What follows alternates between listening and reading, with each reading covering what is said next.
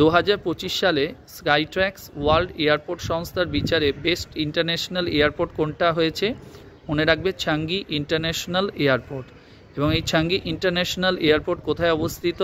সিঙ্গাপুরে এটা অবস্থিত।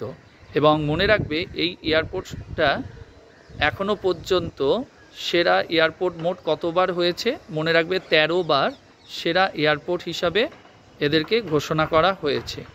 এবং সেকেন্ড কোশ্চেন মনে রাখবে, সম্প্রতি আইএসএ অর্থাৎ ইন্টারন্যাশনাল সোলার অ্যালায়েন্স যদি বলা এটা কবে তৈরি হয়েছে? মনে রাখবে 2015 সালে ইন্টারন্যাশনাল সোলার অ্যালায়েন্স প্রতিষ্ঠা পায়। এবং এটা কোথায় প্রতিষ্ঠা হয়েছিল? প্যারিসে। এবং এইটা প্রতিষ্ঠার পেছনে সবচেয়ে বড় ভূমিকা নিয়েছিল দুটি দেশ, সেটা হলো ভারত এবং ফ্রান্স।